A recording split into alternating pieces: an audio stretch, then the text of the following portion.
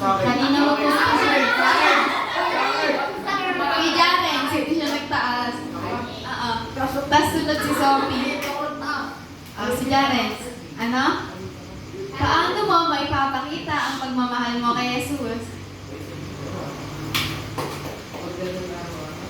Magdadasal? Sige, magdadasal siya. Ikaw, Sophie. Nagwa-worship. Si Francis.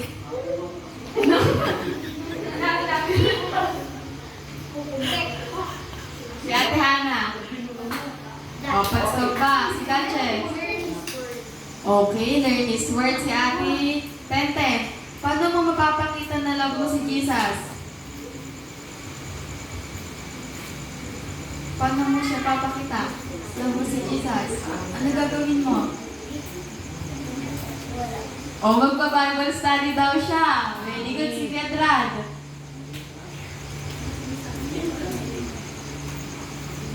Paano mo papakita? 10, 9, 8, 7, 6, 5, 4, 3, 2, and sige, Ace. Baka di nyo lang si Jesus, bakit di nyo alam? Si PMA. Makinig daw. Si Kuya Nico. Attending, worshiping, and receiving. Wow, ang dami.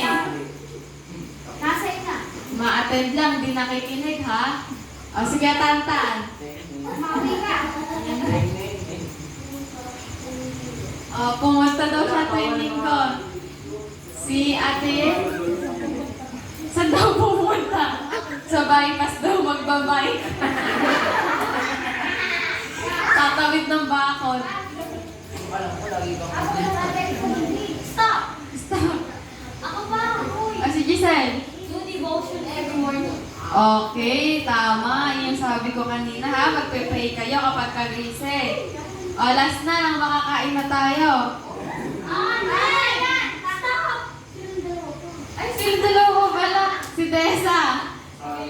Maglilingkod. Mag-aaral ng salita ni Jesus. Okay? Last na. Who is Jesus in your life? Sino si Jesus sa buhay niyo? Okay, Drat, umpisa, birthday niyan eh. Ako next. Sino si Jesus sa buhay mo? Tapos, ang next, Kanina pa pa ganun. si Tenten daw. Gusto niya na. Si Drad.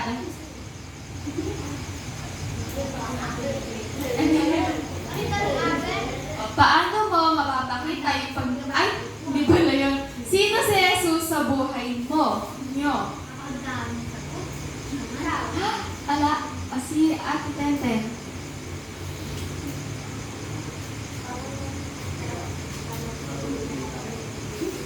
Ana?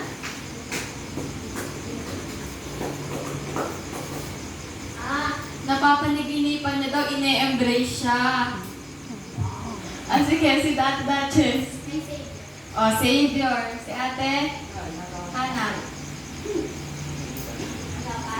Sino, si Jesus sa buhay niyo?